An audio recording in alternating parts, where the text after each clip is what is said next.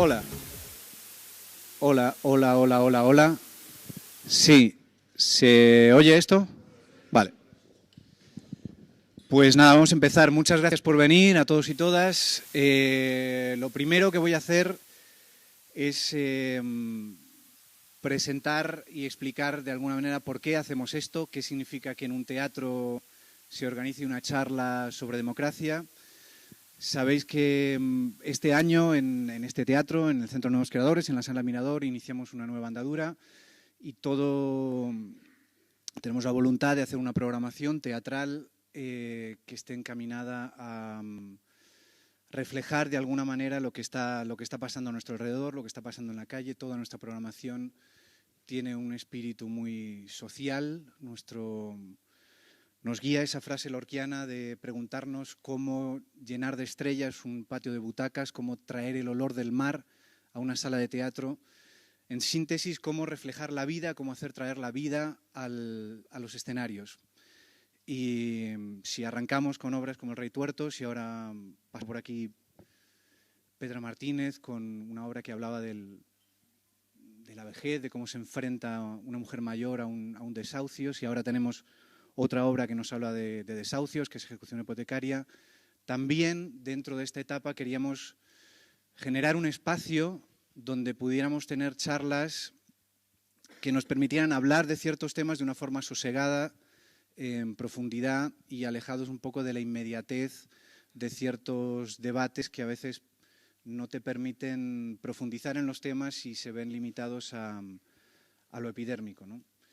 Y englobado de esa manera, arrancamos hoy este ciclo de charlas con una pregunta que es sobre la democracia. Si efectivamente tenemos una democracia que podemos llamar una democracia real, una democracia efectiva, si existen otros modelos de democracia.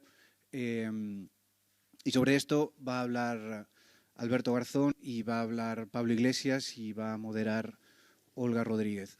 Tendremos más charlas, tendremos el 10 de febrero exhibiremos un trabajo que se llama No Job Land, que han hecho unos periodistas, Olmo, Pecot, que hablan sobre parados, sobre desempleados, sobre asociaciones de parados, sobre cómo el asociacionismo puede ser una respuesta a una situación tan difícil como es el paro de larga duración.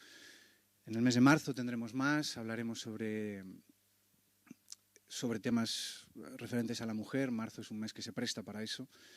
Y así sucesivamente. Y arrancamos este ciclo hoy con esta charla sobre democracia. Agradezco mucho a Alberto y a Pablo que se hayan prestado a iniciar este ciclo y a todos vosotros y vosotras por estar aquí. Y le paso la palabra a Olga Rodríguez.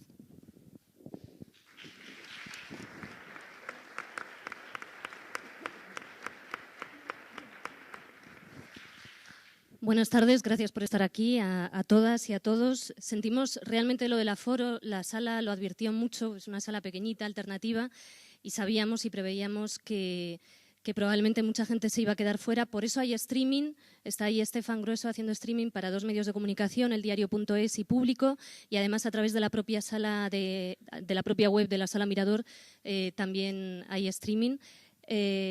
Bueno, mi tarea aquí va a ser simplemente presentar, sin más, para no robar mucho tiempo, a los 2 ponentes de esta charla y posteriormente tratar de encauzar un poco el tema de las preguntas para que dé tiempo a la gente a participar. No sé si Juan lo ha comentado, creo que no. Esta charla a Juan Diego Boto se le ocurre antes de que se anunciara la salida de la iniciativa Podemos, encabezada, entre otras personas, por Pablo Iglesias. Se eligió a Alberto Garzón y a Pablo Iglesias por ser 2 personas con muchísima visibilidad y al mismo tiempo 2 intelectuales, un politólogo y un economista, que están aportando un debate muy interesante en el debate público y que evidentemente están buscando respuestas y ofreciendo respuestas sobre la situación que está acaeciendo actualmente en un mundo, no solo en este país, ya en un mundo donde la desigualdad crece y en un país y en un contexto donde el desempleo está creciendo, donde la situación de muchos de nosotros y de muchísima gente empeora cada día. Es un contexto evidentemente convulso desde el punto de vista político y en él pues, es pertinente preguntarse si estamos en una democracia real, que este es el título de esta charla, y qué es una democracia real. ¿Es una democracia real votar cada 4 años simplemente? ¿En qué contexto se puede dar una democracia, con mayúsculas? ¿En qué situación económica y en qué contexto de modelo económico se puede dar? Estas son algunas de las cuestiones que van a abordar nuestros ponentes. El primero de ellos va a hablar primeramente Alberto Garzón y después hablará Pablo Iglesias y después daremos paso a las preguntas. Alberto Garzón, ninguno de los dos necesita presentación, pero bueno, rápidamente, por seguir un poco el formato convencional. Alberto Garzón, como todos sabéis, es economista, es diputado de Izquierda Unida. Es una persona que comenzó a ser muy conocida a través del 15M, movimiento social con el que estuvo muy vinculado. Y es una persona que, por cierto, está terminando de escribir un libro que se va a titular, creo, La Tercera República, en el que, entre otras cuestiones, aborda qué es una democracia y habla mucho de democracia. Hoy, encabeza además una campaña que se presentó ayer u hoy, cuyo contenido se acaba de hacer público, en defensa de una revolución democrática y social con el objetivo de llevar el debate sobre las reglas democráticas a todos los puntos del Estado. Pablo Iglesias, politólogo, profesor de Ciencias Políticas en la Universidad Complutense, un nombre muy visible en la televisión últimamente, presentador además de 2 programas en televisión y uno de los impulsores de la iniciativa que mencionaba antes, Podemos, que tiene tan solo unas semanas de vida, pero que está creando muchas expectativas y que, de hecho, como decía antes, cuando fue invitado aquí todavía no sabíamos, la sorpresa surgió luego, no sabíamos que estaba metido secretamente todavía en esta iniciativa de Podemos. Ha escrito varios libros, uno de ellos creo que al menos uno con Juan Carlos Monedero, que andaba por ahí, que no nos representan, el debate sobre el sistema electoral español. También ha publicado Maquiavelo frente a la gran pantalla y el último, una conversación con Nega, ¿no? para la editorial Icaria. Con esto doy la palabra a Alberto Garzón para que comience de esta manera esta charla sobre democracia, que es una democracia real. Gracias, Alberto, y gracias, Pablo, por estar aquí en la Sala Mirador. Bueno, no sé si tengo micro, no sé si se me escucha. Sí, bueno. Muchas gracias, Olga. En primer lugar, muchísimas gracias a todos vosotros y vosotras por estar aquí. Creo que este tipo de sesiones son especialmente necesarias. Creo que la desgraciada situación de que tengamos un aforo tan limitado con respecto a la potencial capacidad que ha generado una sesión de esta naturaleza es un símbolo de lo que se está reclamando también. Cuando organizamos esta sesión, cuando me invitó Juan a participar, el propósito era efectivamente hacerlo, pues como lo ha explicado Juan, hablar de una visión más estructural que coyuntural, entendiendo que era una oportunidad para profundizar más en los elementos que ya estamos viendo en el día a día. Porque doy por sentado que todos los que estamos aquí conocemos la dramática situación que está viviendo nuestro Estado, nuestra sociedad, en términos sociales, como decía Olga, de desahucios, de paro, de hambre, de miseria, de desigualdad, de falta de esperanza política, de falta de ilusiones. Todo eso lo damos por sentado y, sin embargo, tenemos también la obligación, probablemente intelectual, de hacer un debate honrado y riguroso, humilde, en el que podamos pues, ir desbrozando elementos que van a ser muy importantes, a mi juicio, para la sociedad que queremos construir, porque lo primero que nos queda claro es que la situación actual no va a ser así siempre. No estamos en una situación estanca, sino que estamos, como intentaré expresar después con algunas ideas, estamos en una situación cambiante, estamos en medio de una transformación radical, estamos en una encrucijada donde tenemos que tomar una dirección, un camino. En ese cruce de caminos tenemos que tomar una dirección y hay quienes ya han tomado la suya porque tienen muy claro hacia dónde tenemos que ir como modelo de sociedad, como modelo económico, como modelo en conjunto de comunidad política. Y sin embargo, pues la izquierda contestataria, que es con la que yo me identifico y en la que yo pienso, creo que todavía tenemos un debate que hacer en torno a por dónde ir o, digamos, más bien cómo podemos caminar ese recorrido que estamos vislumbrando en ese sentido.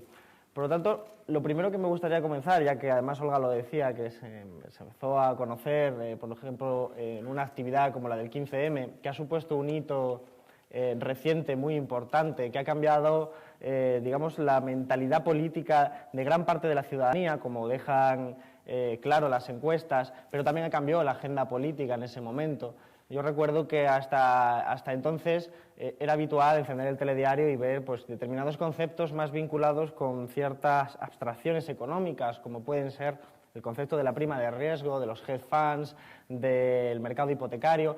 Y, sin embargo, a partir del 15M pues, se consiguió cambiar esa agenda política y empezar a hablar de otras cosas que la gente sentía mucho más cercanas, mucho más cotidianas en este sentido, de una forma más directa. Pero esos debates que se trasladaron a las asambleas de las calles, que se llenaron de gente que empezaba a politizarse por primera vez en el sentido amplio de la palabra, que se llenaban también de gente que había abandonado desilusionada la política, también en sentido amplio de la palabra, son debates que giraban en torno a cuestiones que vinculaban tanto lo económico como lo político, si pudiéramos, aunque no es correcto hacerlo de este modo, pero por simplificar, compartimentar ambos espacios, la economía y la política. Y en este sentido, muchos de los debates giraban en la clásica frase de ¿qué no nos representan? Entonces era una relación entre representante y representado. Ahí estaba fallando algo, porque nosotros tenemos una democracia representativa y algo estaba fallando para que el lema fuera que no nos representan. No es solo un elemento propio de la sociedad española, encontramos también muchas similitudes en otras sociedades. Por ejemplo, se me ocurre ahora Argentina. En Argentina el lema entonces fue que se vayan todos, que venía a expresar también ese sentimiento profundo de que algo estaba fallando en el sistema político, en ese juego de reglas.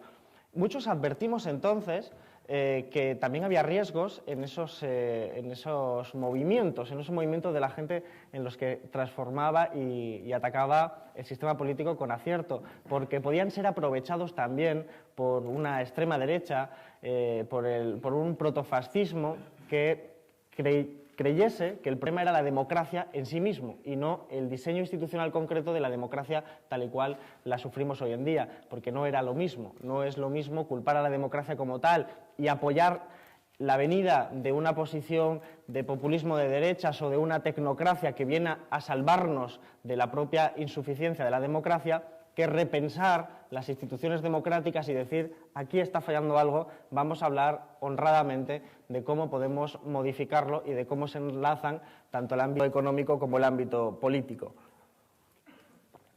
Y sobre estos temas es sobre lo que yo creo que conviene volver a repensar continuamente, porque el 15M no fue un experimento adanista, no fue adanismo ni mucho menos, porque no se estaba descubriendo en realidad nada nuevo. Se estaba poniendo en la agenda política, desde luego que sí. Estamos consiguiendo que mucha gente volviésemos a hablar de esos temas, pero desde luego estos debates ya vienen desde larga historia, larga tradición, desde la antigua Grecia, por poner un ejemplo antiguo de la antigüedad, en los que estos debates se habían planteado ya. ¿Cuál es la relación entre representante y representado? ¿Cuánto deben cobrar los cargos públicos? ¿Cuál debe ser realmente el sistema que codifique las voluntades de los representados, cuáles son las leyes electorales, una serie de preguntas que hoy están a la orden del día, como todos estamos viendo en televisión, en respecto a elementos como las primarias o elementos de esa naturaleza, pero que ya fueron planteados de una u otra forma en sociedades anteriores. Por eso también es importante conocer en ese momento los que han sido los debates anteriores. Uno de los elementos que a mí me gustaría plantear, porque creo que puede ser enriquecedor, que dejemos cosas aquí para el coloquio, es hacer un retroceso histórico a una situación que es la de la Grecia de la antigüedad, porque tiene similitudes con ciertas cuestiones que están pasando. De una cita que no tuvo finalmente lugar, pero que expresa muy bien cómo es más fácil convencer, vamos a decirlo así, a un diputado o a un partido político, y más aún a una cúpula de un partido político, que convencer a la mayoría de la sociedad. Por lo tanto, la voluntad de la gente se va transformando según sube por esa pirámide y al final es irreconocible. Al final es irreconocible y al final lo que vemos es que tenemos pues, una partidocracia institucionalizada, reglamentada, porque nuestra Constitución del 78, en aras de estabilizar la situación, porque se tenía mucho miedo entonces a cualquier inestabilidad, se consiguió implementar unas reglas de juego democrático que eran basadas en un funcionamiento muy rígido de absolutamente todo, en el que se otorgaba un papel fundamental a los partidos políticos y que en la Constitución apenas se decía cómo se tenían que organizar los partidos políticos, se decían que tenían que ser democráticos, pero claro, no se decía qué consistía ese carácter democrático, y ahí tenemos ahora todo el debate de cómo organizar internamente un partido político para que sea democrático. Entonces, al final, quedaba la voluntad, la soberanía del pueblo un poco desplazada desde la base de la sociedad hacia los partidos políticos. Planteo esto sin que nadie ignore que yo soy miembro de la dirección federal de un partido político, de Izquierda Unida, pero creo que son elementos importantes a tener presente cuando vemos que lo que sube es la abstención, que lo que sube es el descrédito del sistema político como tal, porque la gente no ve que su voluntad sea finalmente la que se ejecuta. Pero además de esto, nos encontramos también con otros problemas. Con problemas derivados de que imaginemos el mejor sistema político, cuando hablamos de democracia, y si solo nos referimos al lado político, al diseño de las instituciones políticas, si solo nos referimos a eso, podemos diseñar un sistema, perfeccionarlo. Lo podemos perfeccionar de diferentes formas. Imaginemos que lo tenemos. Sin embargo, si no atendemos a la vinculación que existe entre ese sistema político, de instituciones, de normas, de constitución y de leyes y de funcionamiento de los partidos y otras organizaciones políticas, si no lo mezclamos, no tenemos en cuenta su relación y su enlace con el lado económico, estaremos cometiendo un grave error. Estaremos cometiendo un grave error por una cuestión, y además esto lo hemos dicho muchísima gente, entre ellos Pablo. El gobierno y el poder son dos conceptos distintos. Son dos conceptos distintos por una cuestión básica. En la medida que el control de los recursos económicos son privados, y en el capitalismo esto es así fundamentalmente, existe una brecha entre lo que es el gobierno y lo que es el poder. El gobierno es lo que nosotros votamos cuando asistimos a una votación periódica en unas elecciones municipales, autonómicas o del Estado, generales, pero el poder es ese poder privado, ajeno a la democracia, que podemos caricaturizar con la imagen de Emilio Botín, un poder que tiene capacidad de chantajear a la propia democracia, entendiéndola en este sentido como el propio gobierno, poderes privados que no ajenos a la democracia, es decir, ajenos a lo que es la voluntad del pueblo y que pueden torcer la voluntad directamente de un gobierno. Si juntamos esas grandes empresas, como puede ser Botín, BBVA, como pueden ser Mercadona, El Corte Inglés, y lo llamamos mercados financieros, tenemos el origen de la explicación de por qué los mercados financieros atacan a determinados países por llevar determinadas políticas. Porque en realidad, no son seres abstractos los mercados. Los mercados es una democracia, en términos aritméticos, pero donde el voto lo determina el euro. Tantos euros, tantos votos. Por lo tanto, la capacidad de influencia de las grandes fortunas y de las grandes empresas en la democracia del mercado es tal que pueden derribar financieramente a determinados países que se han quedado con un control de instrumentos muy estrecho. Esta es la cuestión también importante. Un Estado que con gobiernos del PP y del PSOE ha estado privatizando sistemáticamente las empresas públicas, que no solo son empresas públicas en el sentido de que producen, sino que también son instrumentos de poder que se ha ido desprendiendo el propio Estado. Se ha desprendido de las empresas públicas, de las aerolíneas, de la banca, de las empresas productivas en general, pero también de la banca, digamos, de la banca central, de las funciones que se han derivado al Banco Central Europeo. Al hacer todo eso, el Estado se ha quedado, el gobierno, de una forma muy estrecha y muy alejada del poder, que nos lleva a circunstancias como la del otro día de Andalucía, donde Susana Díez, presidenta de Andalucía, de la Junta de Andalucía, pues fue a hablar con Emilio Botín y le pidió un préstamo con el que hacer frente a la falta de dinero que correspondía al cierre del grifo por parte de Montoro. Claro, ¿qué manifiesta esa imagen? Esa imagen manifiesta la debilidad del gobierno frente a la fortaleza del poder, porque Emilio Botín toma sus decisiones de acuerdo a su criterio empresarial de maximización de beneficios que no tiene nada que ver necesariamente con la voluntad de la ciudadanía. En cambio, Susana Díez, de una forma u de otra, con un sistema electoral más o menos justo, representa en principio esa voluntad del pueblo. Y sin embargo es esa voluntad del pueblo la que tiene que pedir por favor porque carece de instrumentos, porque no hay banca pública, porque no hay empresas públicas, porque no hay capacidad, tampoco deseo de hacer frente a ese poder y nos encontramos con esa situación de brecha abierta absolutamente entre lo que es el gobierno y el poder. Avanzo diciendo que cuando nos encontramos con intentar hacer un diseño institucional de democracia que digamos real, que nos permita hablar de que la voluntad de los representados llega hasta la voluntad final, tenemos que hablar entonces de democratizar partidos, pero también, por lo que decía anteriormente, de democratizar la economía. Lo que quiere decir que implica entender ya de una vez por todas que el control de los recursos económicos tiene que ser público. Luego podemos definir cómo se gestiona lo público y podemos entrar en un debate interesante sobre a qué estamos refiriéndonos. O podemos entrar incluso en un debate que no es solo gramatical entre si hablamos de bienes públicos o de bienes comunes, pero creo que son debates aparte. Lo que nos interesa entender es que para que la voluntad del pueblo se pueda ejecutar necesita tener no solo una capacidad de que la voluntad llegue hasta el final, sino que tengas instrumentos para poder hacerlo. Y eso implica hablar de soberanía económica también. Pero precisamente, si hablamos de Constitución del 78 y nos vamos a la situación actual, decía que la Constitución del 78 deja el poder en los partidos, deja el poder fundamentalmente en los partidos. De hecho, relega prácticamente toda iniciativa de participación al margen de los partidos. Por ejemplo, la ILP, todo hemos visto recientemente, el año pasado, lo que ocurrió con la ILP de los desahucios, de la plataforma de afectados por la hipoteca. Son recursos que aparecen casi retóricamente en la Constitución del 78, pero que luego en la práctica tienen que ser recuperados por un partido, presentados en el cupo del partido en el Parlamento y finalmente están abocados al desastre. Y todo esto está en un marco como es el de la crisis económica, en el que sale a la luz, se vuelve a poner de relieve. No es que no estuviera antes, sino que ahora pues, parece mucho más evidente, y es entonces cuando tenemos también la oportunidad de hacer debates como el que hemos iniciado algunos en Izquierda Unida, el conjunto de la organización representando, porque, que es lo que comentaba, por ejemplo, Olga, la Revolución Democrática y Social. ¿A qué estaría encaminada esta idea? Precisamente a democratizar las reglas del juego democrático, las reglas del juego democrático en el marco del Estado, pero también en el marco de las organizaciones políticas.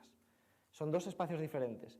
Algunas de las medidas que se plantean para debate implican necesariamente superar, desbordar el marco de la Constitución del 78 que no las permite aplicar.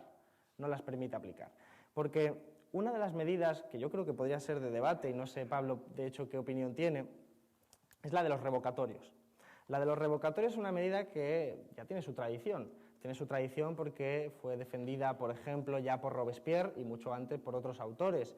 Y lo que implicaba era que lo importante, en última instancia, lo verdaderamente democrático, es que el representante fuera un espejo, en el mejor de los sentidos, del representado. No en el término de mandato imperativo, que al final es una fórmula por la cual el representante se convierte en un mero transmisor de la información, no tiene capacidad de maniobrar por él mismo de forma autónoma, sino que el revocatorio permite que tenga cierta libertad ese representante para hacer frente a circunstancias, digamos, contingentes, pero también está automáticamente vinculado a él para poder retirarle el apoyo en cualquier momento que esa persona se haya desviado. Claro, la importancia de esto a mí me parece enorme. Enorme en el sentido de que con este mecanismo, aplicado en una regla de juego democrático, se desincentiva, que no quiere decir que se evite al 100%, pero se desincentiva la corrupción. Se desincentiva los comportamientos que tienen que ver con un representante que se ha desconectado del representado. Porque en cualquier momento el representado, como conjunto, puede retirarle el apoyo, el mandato que le habría dado en unas elecciones. Y superamos esa fase de entender la democracia como un mero ejercicio de liturgia o de ceremonia de votar cada 4 años y empezamos a hablar de democracia participativa. Lo pongo como un ejemplo, entre muchos otros ejemplos que se nos pueden ocurrir para ir resolviendo ese problema de la pirámide. Tanto en el conjunto del Estado, las reglas de juego que deben superar el marco del 78, como particularmente también en las organizaciones políticas, donde también hay una carga de representante y representado, solo que en este caso se llaman cargos políticos y militantes, pero no deja de ser la misma relación que se puede torcer y que hay que corregir. Otro elemento que sería interesante de plantear es que no nos olvidemos que vivimos en una sociedad capitalista en la que se inscribe la regla del juego democrático. La regla del juego democrático, entendida como instituciones para facilitar que la gente pueda formar una comunidad política, se inscribe en un sistema económico que tiene su propia lógica de funcionamiento, de maximización de beneficios, de la tasa de ganancia, y que automáticamente siempre va buscando explotar, en términos clásicos, un poquito más a la clase trabajadora. Lo digo porque ahora está claramente puesto de relieve que determinadas iniciativas democráticas rompen y chocan con las necesidades del capital. Uno de los ejemplos es la construcción de la Unión Europea, que ha ido democratizando todo lo que ha sido el proceso de los Estados-nación, y además lo ha hecho de una forma previa a la crisis. Todos conocemos lo que fue el proceso de la Constitución Europea, fracasada. Un proceso por el cual, por ejemplo, en Francia, pues después de hacer un referéndum y que los ciudadanos franceses decidiesen que no querían ese proyecto, se aprobó finalmente por los parlamentos, aprovechando esa relación rota de representante-representado. Pero es que Irlanda llegó a repetir el propio referéndum para hacer una cuestión muy fácil. Es que la construcción de la Unión Europea es una construcción desde arriba, desde las élites, siguiendo ese razonamiento de Aristóteles que seguíamos antes, ese hilo, que nos decía algo así como: vamos a permitir a la gente que vote, pero si sale lo que nosotros no queremos, lo ignoramos. Es una especie de democracia funcional, pero que al final la ignoran, porque de hecho al final se aprobó el Tratado de Lisboa, que prácticamente es el mismo contenido de la Constitución fracasada, y que nos encontramos en ese escenario. ¿Hoy qué tenemos? Hoy tenemos un conflicto brutal, porque se nos está transformando la sociedad, porque se nos está cambiando el modelo económico. Y no da tiempo a entrar, pero tiene que ver con la democracia real. En España el modelo ha fracasado, se ha agotado, y hacia lo que caminamos es hacia un modelo de construcción social, de crecimiento económico basado en las exportaciones, en parecernos más, por simplificar y por ir más rápido, que Olga me avisa, por simplificar, para parecernos más a China y a Bangladesh, y eso implica tener menos reforma, o sea, hacer reformas laborales para tener menos salarios. Por eso la reforma laboral ha sido un éxito, porque su propósito no era generar empleo. Su propósito era bajar los salarios y hacernos más competitivos, que es la palabra de moda, que no es otra cosa que podamos vender los productos más baratos, que los rivales nos lo compren a nosotros y ese sea el motor del crecimiento económico. ¿Y por qué digo esto? Pues porque para poder alcanzar ese modelo de crecimiento económico tiene implicaciones en el modelo de transformación social.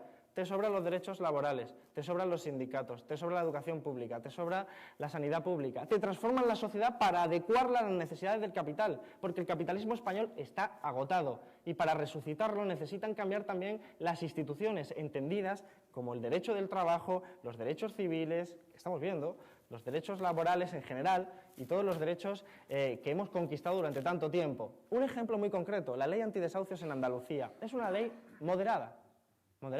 A cualquiera de los que estamos aquí presentes probablemente se nos ocurran leyes mucho más avanzadas para atajar el tema de los desahucios. Sin embargo, ha sido recurrida ante el Constitucional por un gobierno que en su recurso, y os invito a que lo leáis, su recurso manifiesta que la ley es perjudicial para la reestructuración del sistema financiero y para la prima de riesgo. Pone muy claramente los dos enfrentamientos y, naturalmente, lo que estamos asistiendo ahí es cómo se rompe la legitimidad que pueda tener una comunidad autónoma frente a las necesidades del capital. Esto no es solo de España. El Tribunal Constitucional portugués, que obedece a una constitución mucho más avanzada que la española, 0 minutos, que obedece hacia una constitución más avanzada que la española, ha tenido que echar atrás medidas de la Troika. Y lo que ha hecho la Troika sistemáticamente, entendida como la Comisión Europea, el Fondo Monetario Internacional, es decir que esas leyes son torpes porque obstaculizan la necesidad de los ajustes estructurales. Lo que estoy diciendo es que la propia necesidad del capitalismo está desdemocratizando las pocas reglas de juego democrático que tenemos. Por eso no solo vale hablar en de la regla del juego de una forma aséptica, sino que también tenemos que hablar de la vinculación con la economía. Por eso hablaban los clásicos de economía política. Por concluir, yo creo que los elementos que intento transmitir son que necesitamos unas reglas de juego nuevas. Y eso es algo que creo que nos ha quedado a todos muy claro a lo largo de esta crisis, por lo menos aquellos que tenemos compromiso social que defender. Y esa regla de juego nueva la podemos llamar proceso constituyente, que es una forma de decir que vamos caminando hacia una nueva regla de juego. Podemos entender el proceso constituyente de 1000 formas diferentes, pero lo que está claro es que las reglas de juego actuales no nos permiten tener una democracia real como la que nosotros estamos reclamando. Y necesitamos tener estos debates y vincularlos a la cuestión económica, porque hacia donde avanzamos es hacia un espacio donde el Estado va a quedar como un gestor, prácticamente, termino con una anécdota, pero que creo que es importante, como un gestor donde el Parlamento se convierte aún más en un teatro de sombras. Y lo digo yo que estoy allí. Yo he visto en un debate, me acuerdo hace un año, Montoro defendiendo los presupuestos, no estos, los anteriores, justo en el momento en el que apareció una noticia en el periódico en la que decía que el ministro de Finanzas alemán se le había ocurrido una idea fantástica y era crear la figura del supercomisario de presupuestos. El nombre también manda guasa, pero era supercomisario de presupuestos. Su función, que la está estudiando el Banco Central Europeo y la Troika, todavía, es generar dentro de la Comisión Europea a una persona que sea un tecnócrata, naturalmente, que sea la persona encargada de recibir el debate de los presupuestos, el capítulo final, digamos, ya la cristalización del debate, y decidir si eso es válido o no es válido. Si no fuera válido, lo manda otra vez al Parlamento y que en el Parlamento se vuelva a decidir. Es decir, es poner encima de la pirámide a alguien que autoriza si el debate es legítimo o no en función de sus propios criterios, que naturalmente son ideológicos. Esto, por lo tanto, hace que el Parlamento se acabe convirtiendo en un espacio donde debatimos si se pita o no se pita los estadios de fútbol, si se fuma o no se fuma en los bares, pero no se habla de las cuestiones estructurales que tienen que ver con la desigualdad, que tienen que ver con cómo se organiza económicamente la unión monetaria y que tienen que ver con todo eso porque nos dicen no tiene cabida. Y ahora que está el banco malo de moda otra vez, porque hoy, por ejemplo, decía el presidente del FRO, me decía en una respuesta, decía, es que señor Garzón, es que usted no entiende que la Sareb no es un instrumento social, es un instrumento para maximizar beneficios, y yo sí lo entiendo, lo que pasa es que no me parece que eso sea lo adecuado. Pues ahora que está de moda este de Sareb, termino de verdad, Olga, y te doy las gracias por... ahora que está de moda, cuando se debatió en el Congreso, pues son experiencias que pueden servir también, ¿no? Cuando se debatió en el Congreso, cuando llegamos a las enmiendas, recuerdo que se presentaron más de 100 enmiendas por todos los grupos, que no era el Partido Popular. Las presentamos encima de la mesa y el portavoz de Economía del Partido Popular, que es el señor Pujalte, os sonará, nos dijo lo siguiente, dijo, mira, voy a ser sincero, habéis presentado 110, no las hemos leído la mayoría, pero sabemos que van sobre temas que tienen que ver con la Troika y con la Troika no se negocia. Por lo tanto, todas fuera. Bueno, más allá de que te replanteas tu vida en ese momento, naturalmente, si hacemos una abstracción, lo que estamos diciendo es que el Parlamento no es el espacio donde se toman las decisiones. Pero eso lo vemos ahí dentro. Por lo tanto, una de las cuestiones que más les molestó a los diputados del Partido Popular es que el 25 de septiembre saliéramos diputados desde dentro hacia afuera, porque ponía de relieve que no era una cuestión dentro-fuera, sino que ya era transversal y que ya estaba rompiendo ese marco que ellos entendían como dentro-fuera.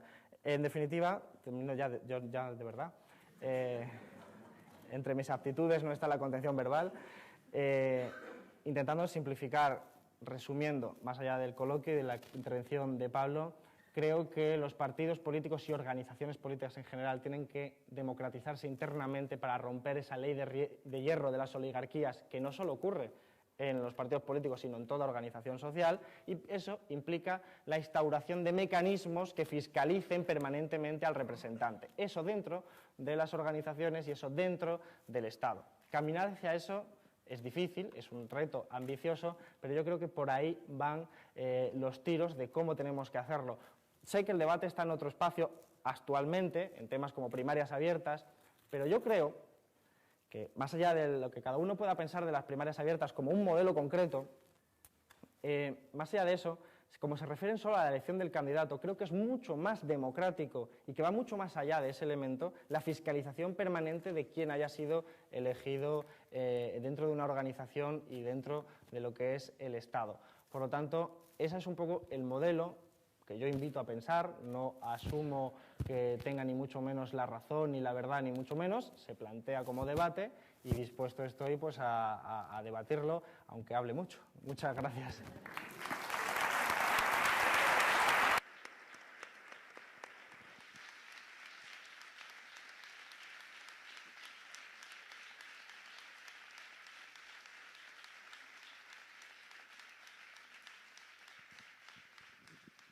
Muchas gracias, Alberto. Te has pasado, habíamos dicho 25 minutos para cada uno y se ha pasado 13 minutos exactamente, así que ahora me toca cederle otros 13 minutos por justicia a Pablo.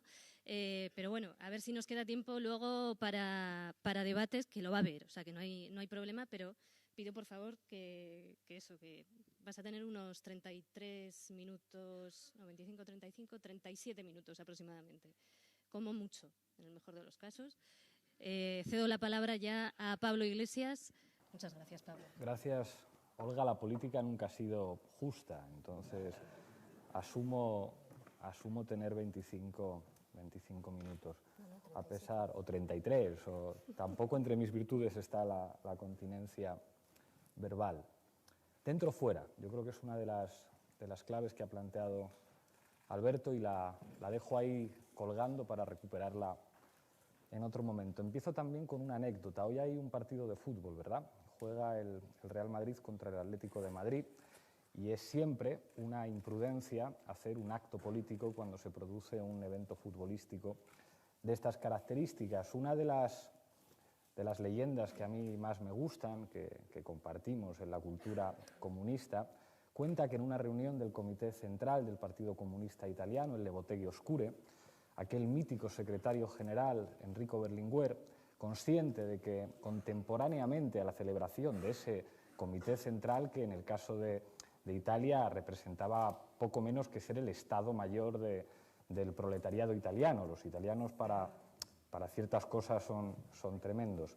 Si pensáis cómo son las traducciones al castellano de la Internacional, en la versión comunista se dice arriba parias de la tierra, en pie famélica legión. La versión socialista dice arriba los pobres del mundo, en pie los esclavos sin pan. En Italia dicen compagni avanti il gran partito.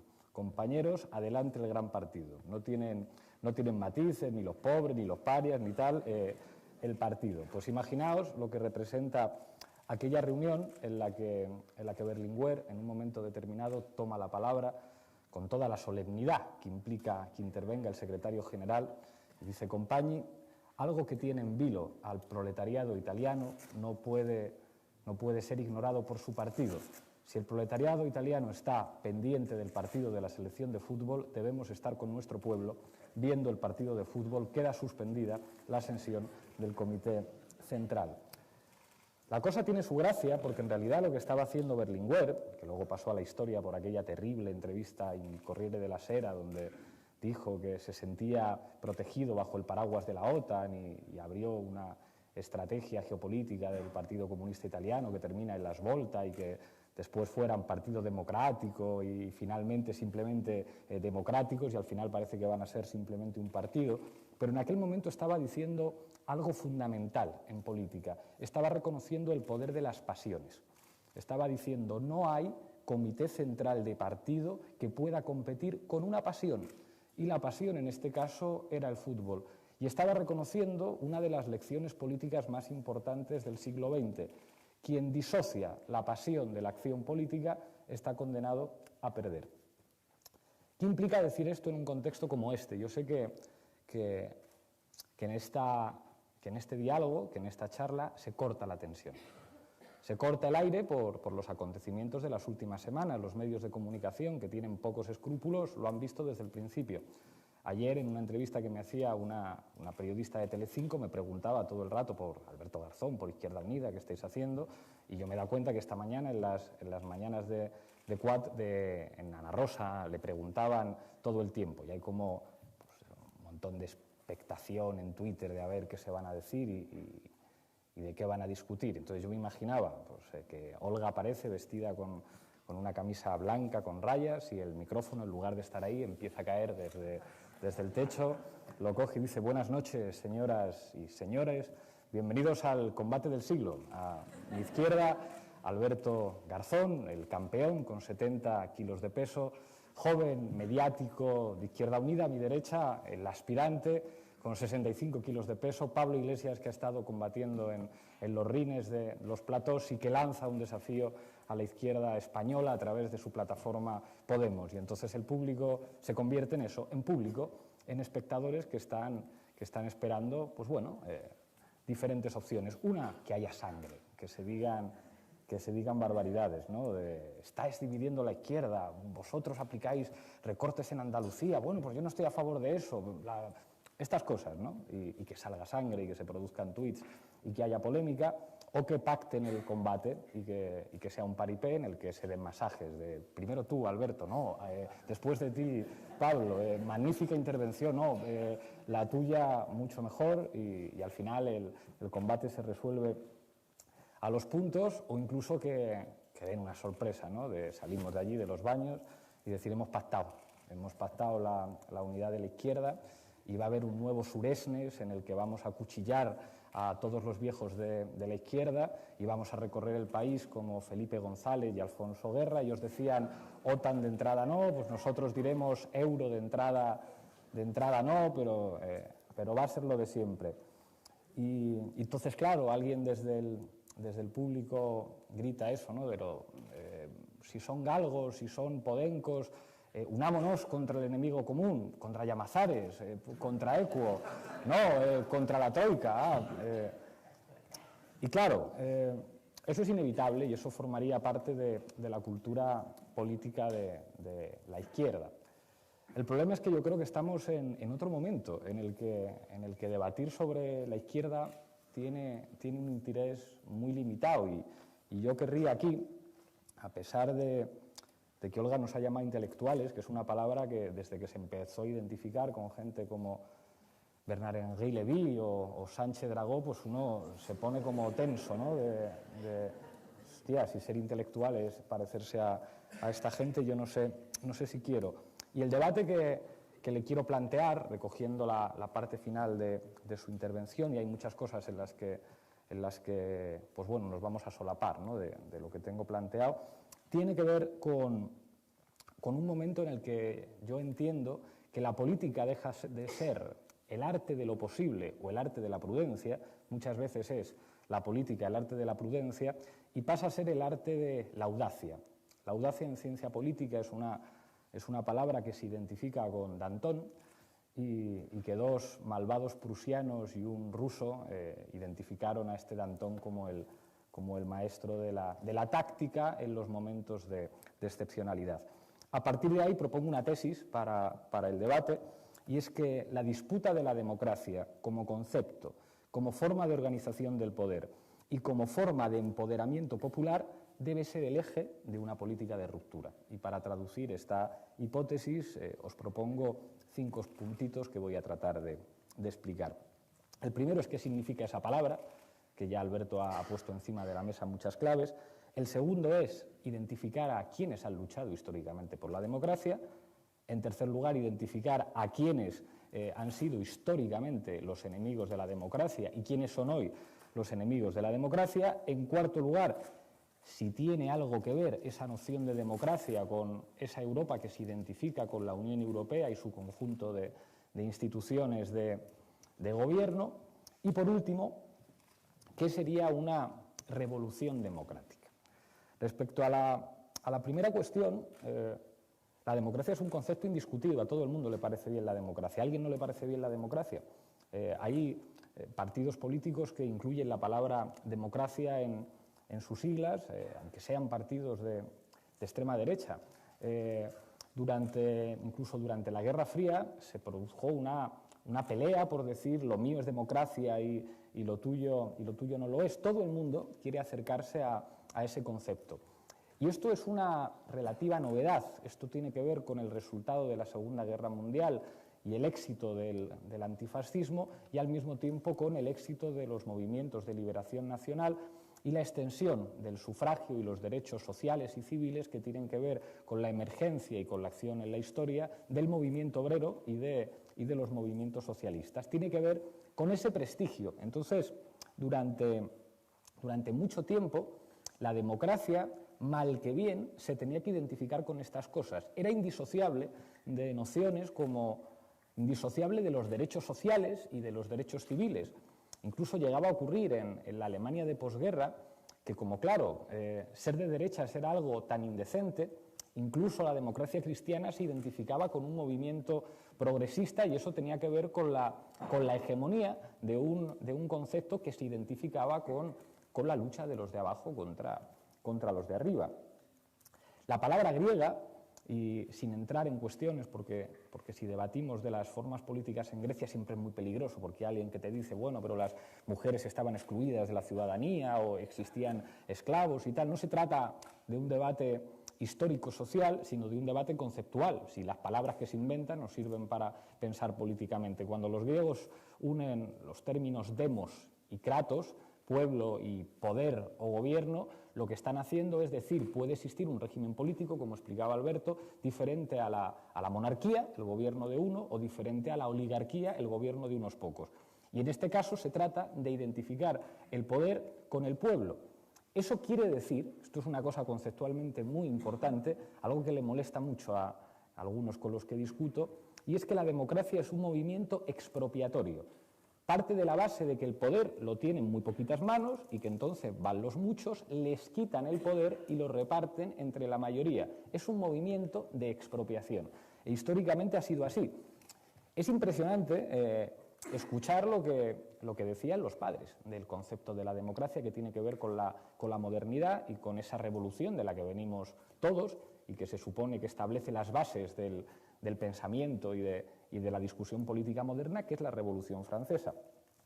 El señor Robespierre, que en la última historiografía francesa se le presenta como un terrorista, decía que la democracia es un Estado en el que el pueblo soberano, habla de pueblo soberano, guiado por leyes que son de obra suya, actúa por sí mismo siempre que le es posible y por sus delegados cuando no puede obrar por sí mismo. Y yo os pregunto, ¿de esta definición qué queda? No queda absolutamente nada, absolutamente nada.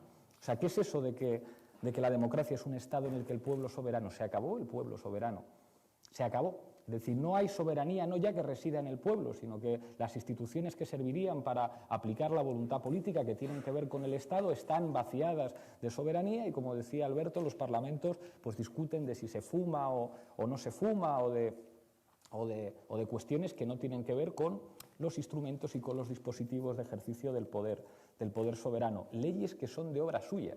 En el famoso recurso del gobierno contra la ley antidesahucios del gobierno andaluz, uno de los argumentos se apoyaba en el memorándum que fijaba las condiciones del rescate a España. Y ahí se decía específicamente, cualquier medida que afecte al sistema financiero, se tome por quien se tome en España, hay que consultarla con el Banco Central Europeo y con el Fondo Monetario Internacional. Es decir, aquí no hay leyes que sean obra de ningún soberano. No hay soberano, es decir, no hay poder político.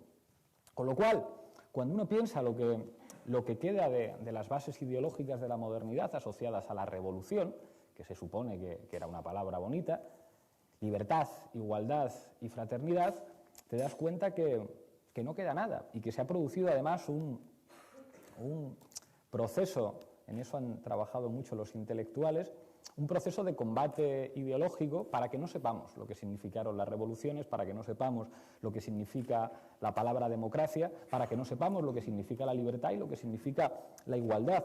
Pensar, esto lo estudia muy bien Perry Anderson, las referencias intelectuales en Francia de la Cuarta República, lo que representa Foucault, lo que representa Lacan, lo que representa Bourdieu, lo que representa Raymond Aron, con lo que llega después, que tiene que ver con Bernard-Henri Lévy. Pensad lo que se dice en Francia, historiadores como Furet, que se olvidan de que existió un imperio colonial francés y que dicen que los revolucionarios que siempre habían estado identificados con la democracia, como Danton, como Marat, como Robespierre, eran terroristas y de alguna manera responsables de barbaridades políticas en Francia, como esa mala costumbre que tenían los políticos patriotas, no hablamos ya ni de los comunistas ni de los socialistas franceses, pues como de tomar el control público de los recursos estratégicos. Una cosa que consiguen imponer del todo con François Mitterrand, cuando Margaret Thatcher decía: qué gran chico este François, que ha entendido por fin que el mercado es la clave, que esto de que una empresa eléctrica esté en manos del Estado, que esto de que el Estado tenga que ser el garante y asegure los derechos sociales, esto de que un Estado tenga que tener soberanía militar, una cosa que el señor de Gaulle, que era muy de derechas, tenía perfectamente claro, que esto es una cosa del pasado y que además tiene que ver con esas tradiciones terroristas de los franceses que conducen en última instancia al comunismo, que por supuesto es la máxima expresión del autoritarismo, y fueron esas las épocas en las que triunfaban los intelectuales que decían esa estupidez de que los extremos se tocan y que existe una cosa que se llama democracia liberal y luego formas de totalitarismo que se pueden llamar nazismo o se pueden llamar socialismo. Entre los grandes intelectuales españoles que se dedicaron a hacer esto está el señor Juan Linz, que distinguió entre regímenes autoritarios y totalitarios para dar argumentos de prestigio internacional al franquismo, para decir, no, están los totalitarismos que son terribles, y luego está una cosa que es una dicta blanda española, que es el franquismo, que no es para tanto, que en el fondo no es más que una cosa cutre, o sea, que en España sigue habiendo libertad. Todo eso sirve para que se imponga, y se imponga por parte de esa casta intelectual, de esos cortesanos que viven cerca del poder político, la noción procedimental de la democracia, que lo explicaba también Alberto, es decir, que la democracia básicamente es un procedimiento que sirve para seleccionar entre las élites políticas existentes. Tú vas cada 4 años, dejas un papelito en una urna y eliges entre el partido A y el partido B, y hemos terminado. Y con esto ya tenemos democracia, algo que vacía por completo el sentido histórico de la lucha por la libertad, la lucha por los derechos sociales, la lucha por los derechos civiles y por construir algo que tenga un poquito que ver con el hecho de que el poder lo tiene que tener la gente. Se supone que la democracia es lo que implica que el poder tiene que estar en manos de la gente. El concepto de democracia procedimental, asociado al vaciamiento de atribuciones soberanas de los estados y al empoderamiento de una clase que se vincula con el poder financiero, es la operación que, después de esta última crisis, nos lleva a esta situación en la que vivimos en una dictadura. Y vivimos en una dictadura sin poder decirlo, porque quedan todavía determinados elementos formales que nos hacen tener una sensación diferente, y que precisamente por eso nos permiten plantear el debate en un plano mucho más interesante que lo de la izquierda y la derecha. Si es que las condiciones del debate de la izquierda y la derecha, como decía un señor muy malvado que se llamaba Norberto Bobbio, en un libro todavía más malvado que se llamaba Destra e Sinistra, terminan con la caída del muro de Berlín. Y el propio Norberto Bobbio dice, no, si es que la izquierda, después de la caída del muro de Berlín, solo puede ser extrema izquierda. Se han acabado las condiciones de posibilidad, les han derrotado. Eso de plantear una discusión sobre si la democracia tiene algo que ver con la economía, eso es de otro planeta. Por eso, el debate sobre la democracia es una cuestión que se hace transversal en un contexto de dictadura, que es en lo que estamos viviendo. ¿Quiénes lucharon por la democracia? Y voy deprisa, que ¿cuánto llevamos? Más de 20 minutos. Lucharon por la democracia todos aquellos que han sido invisibilizados por las narrativas oficiales. Se presentaba a los sans-culottes franceses como violentos y como salvajes. Nadie habla, cuando yo doy clase y hablo a mis estudiantes de los haitianos, de los jacobinos negros que fueron capaces de poner de rodillas a las principales potencias imperiales. Nadie sabe que en Haití hubo una revolución tanto más importante que la que se produjo en Francia y que tan caro lo pagaron los haitianos, que eso tiene que ver con la situación de humillación colonial de este momento. Nadie sabe que la extensión del sufragio y la extensión de los derechos sociales tiene que ver con el movimiento obrero y el socialismo. Nadie sabe qué es la presión democrática ejercida por los movimientos socialistas y los movimientos de liberación nacional, lo que inauguró un mundo en el que la defensa de la soberanía, en el que la defensa de las atribuciones del Estado como elemento crucial de empoderamiento político de todos los actores, esa contradicción que se encontraron los movimientos revolucionarios, fueran nacionalistas o fueran socialistas, a la hora de ejercer el poder político, es algo que tiene que ver con la acción en la historia de los de abajo. Y que eso, en los últimos tiempos, ha producido una contrarrevolución en la que la institución que históricamente, con todas sus contradicciones, como era el Estado, había servido de elemento redistribuidor, de elemento garante en última instancia de esa relación de fuerzas entre los de abajo y los de arriba, que era el Estado. Se supone que las constituciones eran esos, las constituciones demoliberales, aunque aseguraban la propiedad privada, bueno, pues decían que determinados derechos como la educación, como la sanidad, como la vivienda, como ejercer el derecho de reunión y de manifestación, que bueno, que eso estaba bien y que tener un trabajo implicaba poder acceder al bienestar. Son constituciones que se fundamentan en el trabajo, pero que se fundamentaban en una relación de fuerzas. Cuando un señor que se llamaba Marcelino Camacho decía: el derecho de huelga se gana haciendo huelga, el derecho de manifestación se gana manifestándose, el derecho de reunión se gana reuniéndose, lo que estaba diciendo, más allá de la afirmación con más o menos entusiasmo, era una cuestión metodológica que en aquel momento era indiscutible. Los derechos se ganan combatiendo. La democracia tiene que ver con los movimientos de la gente. La democracia tiene que ver con el empoderamiento político de los de abajo, nunca con procedimientos. Los procedimientos pueden estar muy bien, pero los procedimientos no son en sí mismos una solución de nada. ¿La solución a los problemas de la democracia son las primarias? Claro que no.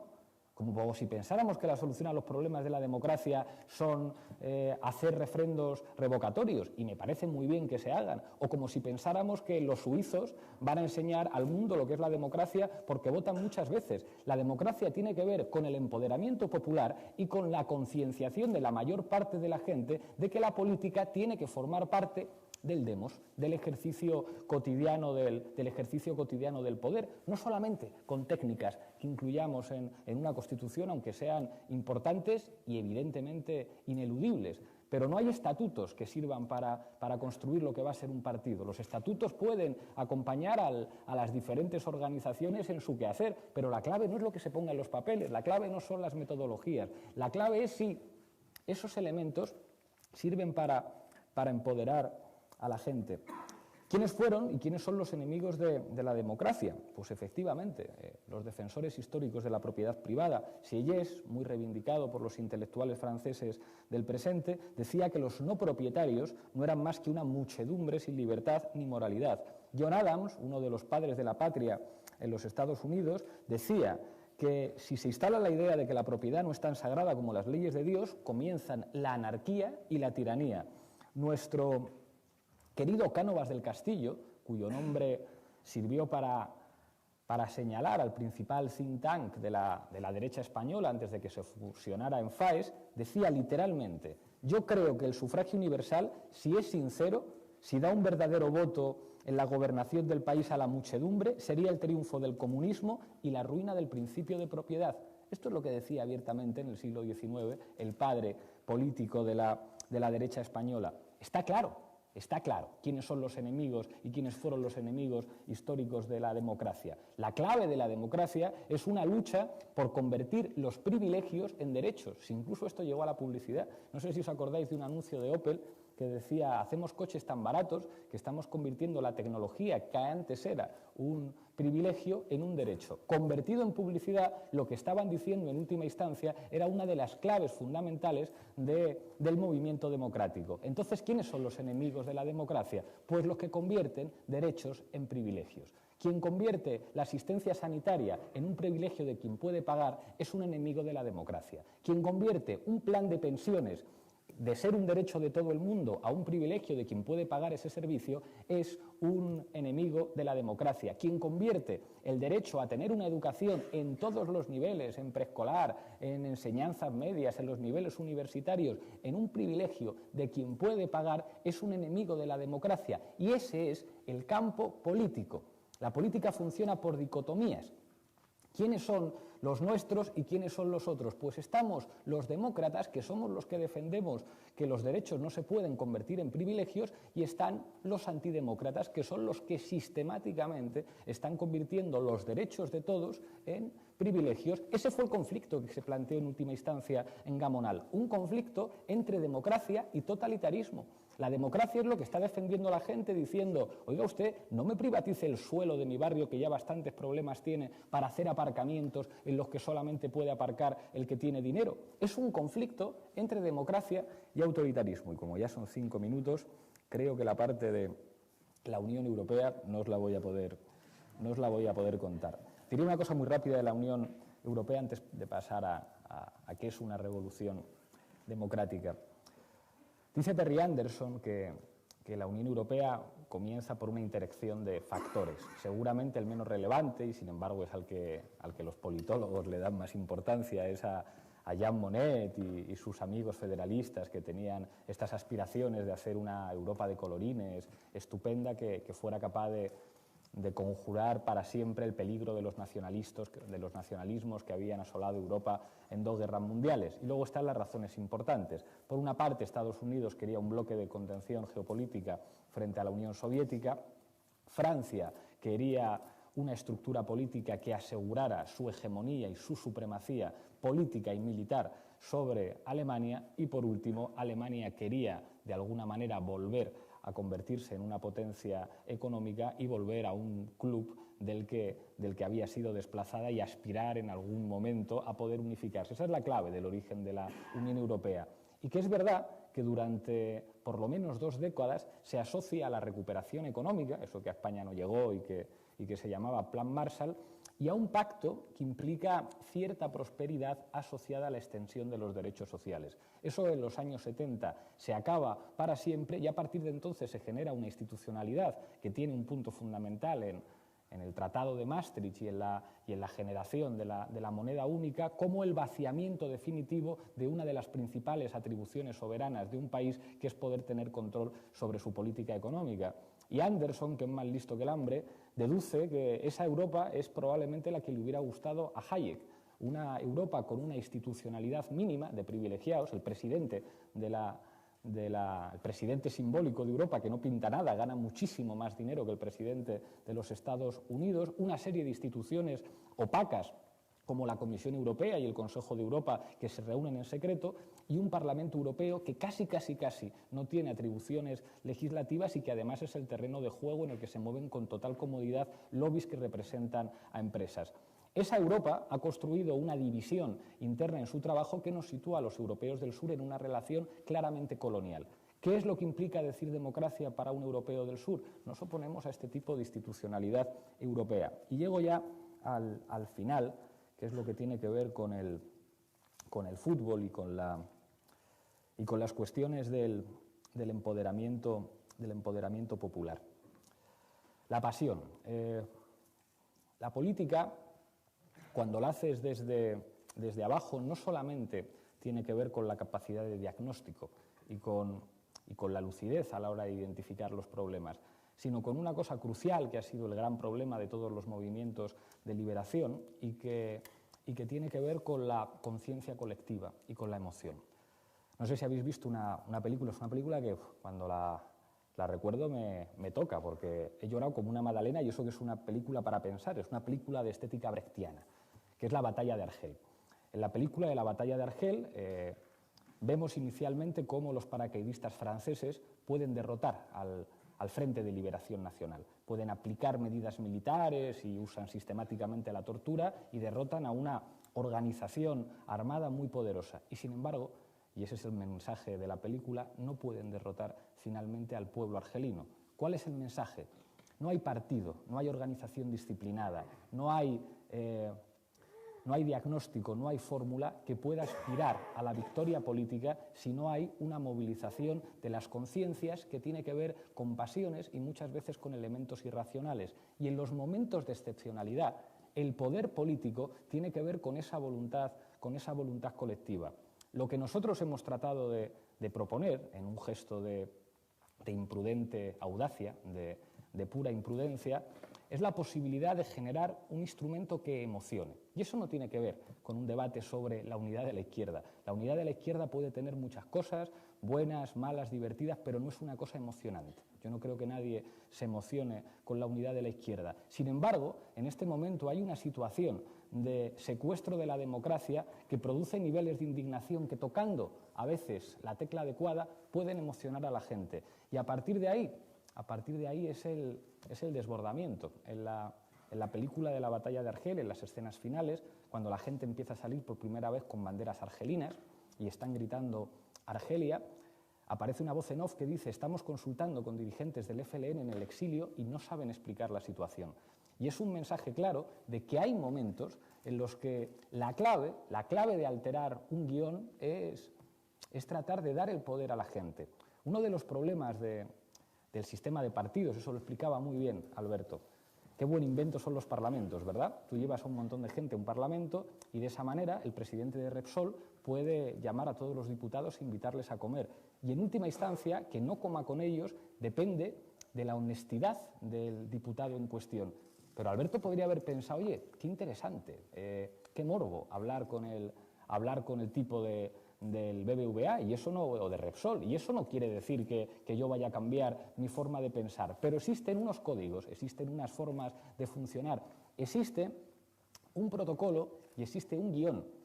Los sistemas se hacen para que sean estables. La propia palabra sistema, la propia palabra régimen es algo que alude necesariamente a la estabilidad. Hay algo terrible en ciencia política, otra de las vergüenzas democráticas, que son lo de las encuestas, es decir, que todos los actores de poder saben básicamente lo que va a ocurrir. Hay unas elecciones y ya sabemos lo que va a ocurrir. El Partido Socialista puede estar entre 17 y 23, el PP entre 23 y 25, Izquierda Unida entre 8 y 14, pero ya están las cartas repartidas. Hay una serie de condiciones políticas limitadas.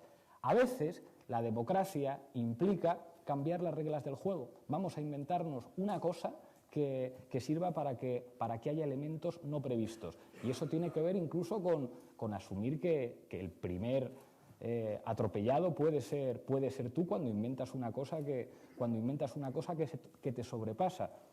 Pero y con esto termino, y con esto va una crítica implícita y una apuesta para el debate. En los momentos de excepcionalidad hay veces en los que la prudencia puede ser contraproducente y en los que la audacia, con todos sus riesgos, con todos sus peligros, es la última oportunidad que le queda a la gente para cambiar un guión que algunos quieren que esté escrito. Nada más.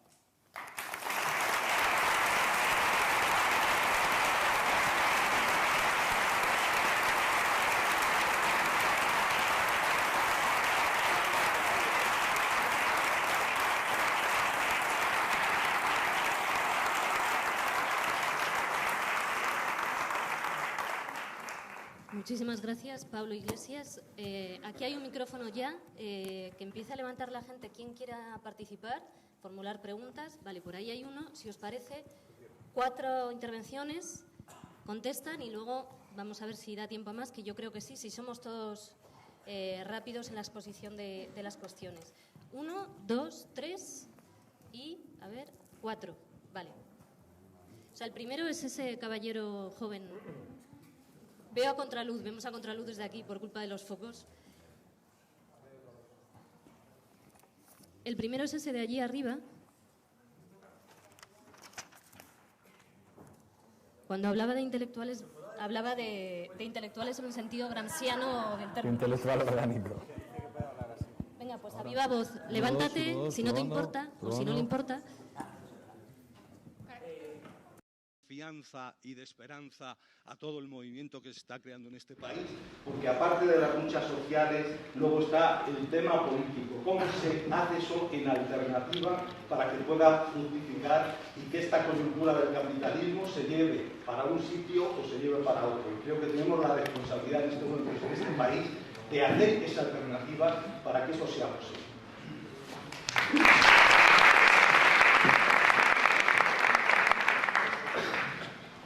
Alberto empieza primero y luego Pablo. Vale, tengo el micro instalado. Bueno, yo creo que, por tanto, la mayoría de la exposición de Pablo y la mayoría de las intervenciones ha sido gran medida muy claras.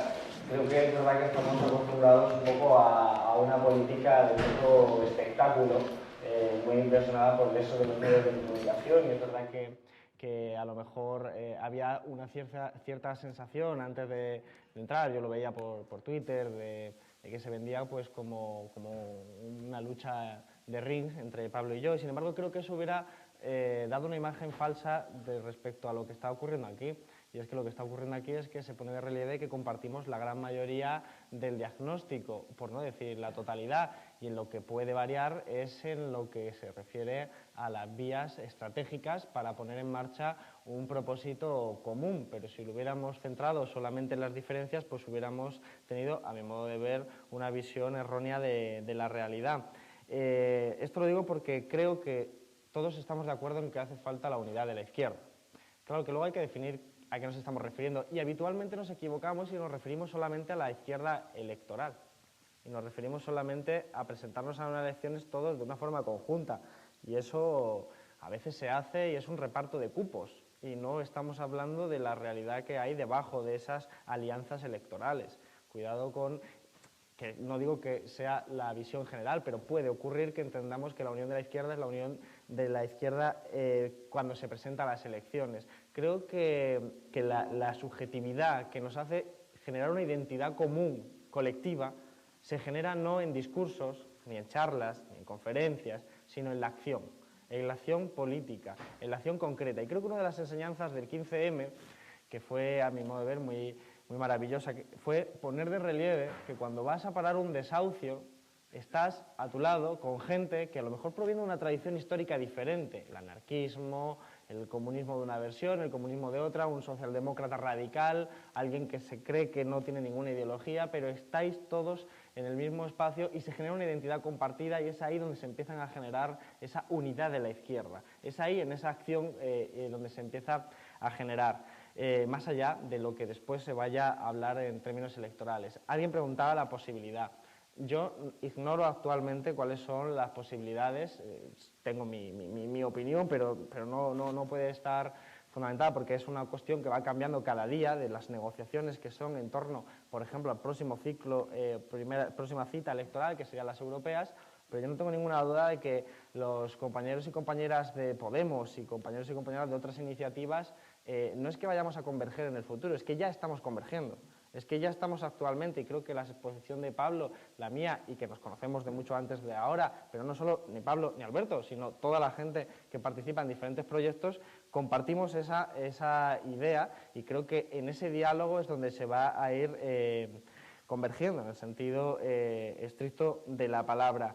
Las posibilidades técnicas, de acuerdo a esa próxima cita electoral, a mí se me escapan actualmente, porque son negociaciones que tienen mucho que ver con una forma vieja de hacer política, de cómo presentarnos a unas elecciones y cómo obtener. Yo lo he dicho, antes decía Pablo, decía, ¿qué estáis dispuestos a sacrificar? Bueno, políticamente, entiendo, está claro, todo en términos de política institucional. Yo siempre lo he dicho, todo el mundo sabe que soy de Izquierda Unida, pero yo siempre lo he dicho desde el primer momento que yo soy de Izquierda Unida porque creo que es el instrumento más útil para hacer la transformación social, para cambiar las condiciones materiales de vida de la gente, para hacer, si nos ponemos clásicos o pasionales, la revolución.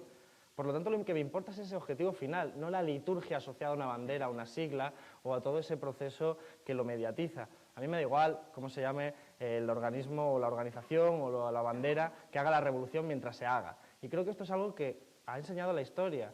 Es decir, la propia revolución soviética y el propio Lenin, pues era paz, tierra y pan. La consigna con la que consiguió convencer a la gente para hacer la revolución. Y no era una hoz y un martillo puesta en primera línea de batalla, sino que era llegar a esas sensaciones, vamos a decir así, que tenía la gente.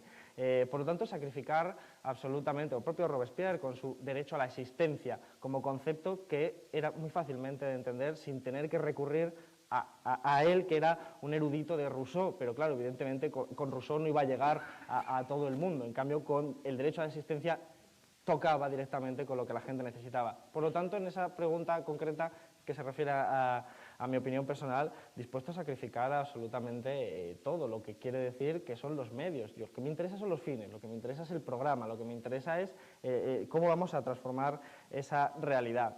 A partir de un debate, naturalmente, honesto. Por eso se preguntaba antes lo de si los mecanismos para revocar, el teatro caro, lo de la ponderación de los representados, ¿cómo luchamos contra esa idea que dice que habría que ponderar y cambiar 350 diputados por uno por cada partido?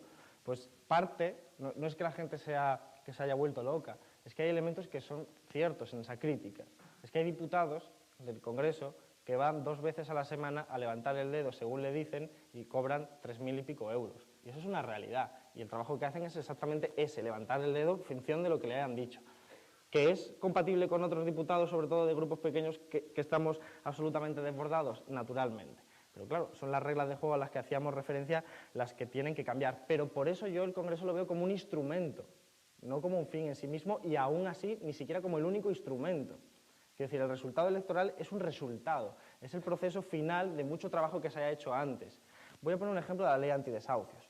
La ley antidesahucios, para vincular esa dialéctica que existe entre las instituciones y la lucha social, la ley antidesahucios decía es una ley moderada, pero se consiguió fundamentalmente porque había mucha gente parando desahucios y poniendo en primera línea de batalla y poniendo en la agenda política que el problema no era la prima de riesgo, sino que la gente perdía su casa, y que era el hambre, y que eran los derechos básicos. Y había 500 personas parando un desahucio. Y se hizo una ley antidesahucio porque se apoyaba en esa base social. Pero si en vez de 500 hubieran sido 50.000 personas, la ley antidesahucio hubiera propuesto la nacionalización de la banca. Porque se adecúa también a la presión social. Un gobierno, un partido, una organización que no tiene detrás la base social, es que no tiene nada que hacer.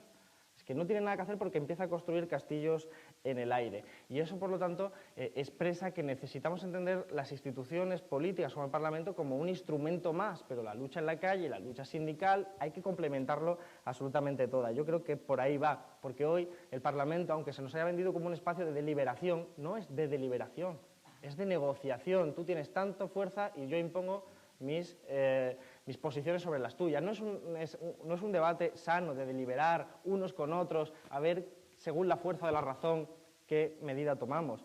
En los debates, todos lo sabéis, no hay nadie en el Congreso.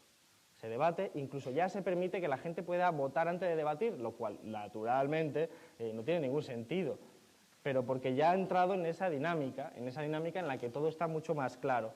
Todo eso es algo que, sin embargo, nos permite, pues la propia Izquierda Unida tiene más presencia en toda la sociedad por estar también en el Parlamento. Por lo tanto, no es una cuestión maniquea de todo es blanco, todo es negro.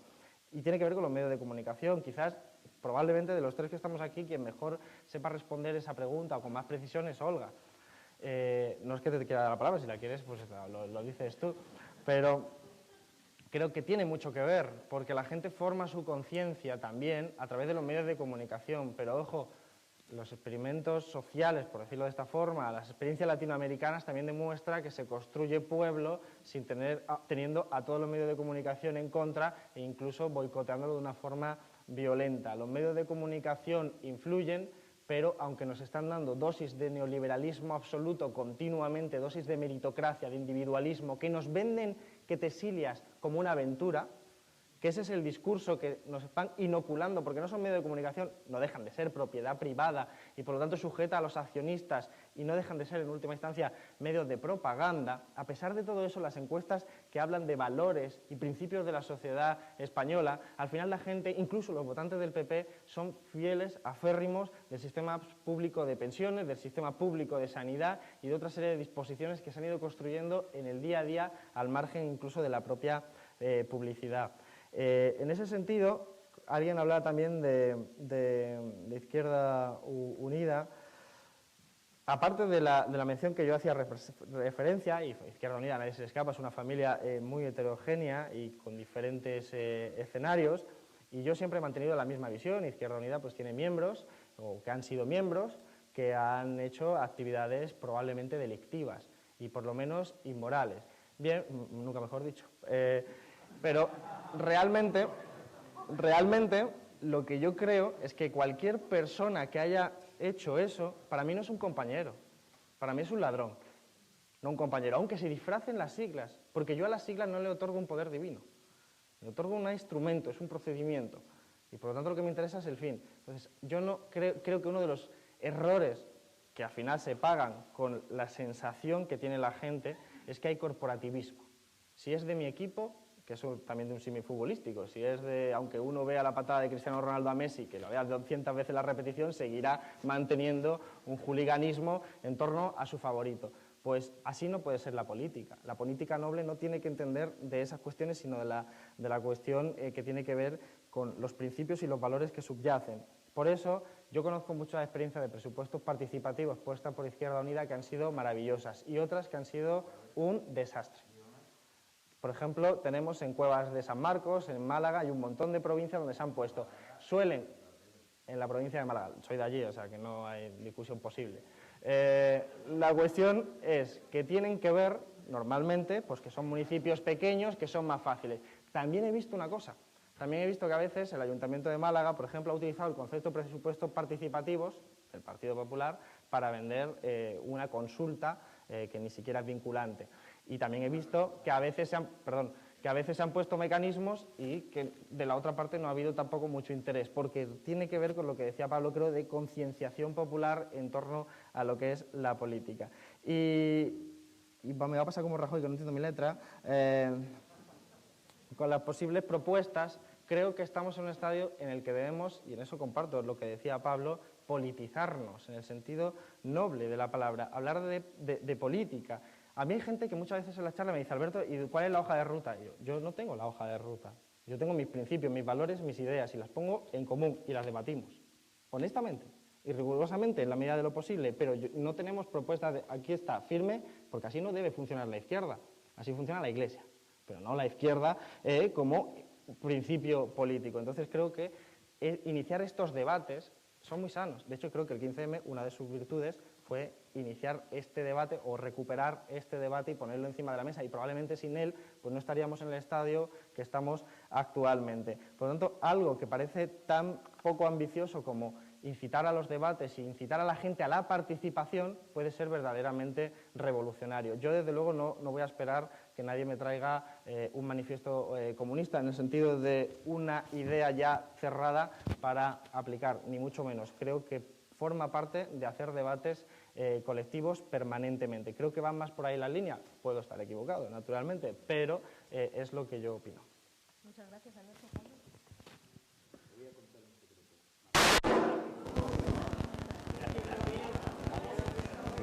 A ver, que no se revelen los de sonido, por favor. Un poco... Cuando uno va a contar un secreto, te matan. ¿Ahora ya puedo contar el secreto? No. ¿Hola, hola?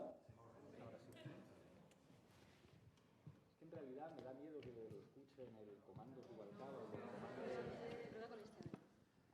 Decía que me da miedo que lo escuchen por el streaming. Creo que no lo cuento el secreto. Ahora sí. Decía que tengo miedo de que escuchen el secreto, el comando Rubalcaba y el comando Rajoy. Yo también quiero ganar.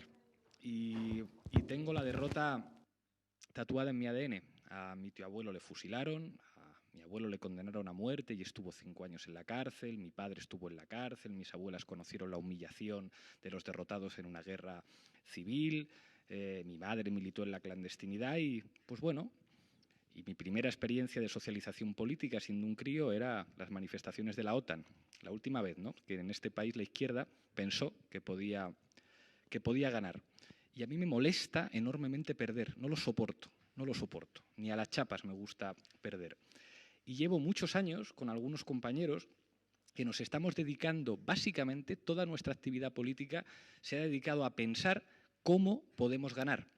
Y el trabajo que hicimos en La Tuerca era un trabajo pensado para ver cómo podemos ganar utilizando el principal instrumento de socialización política en sociedades en las que hemos sido absolutamente derrotados, que son los medios de comunicación.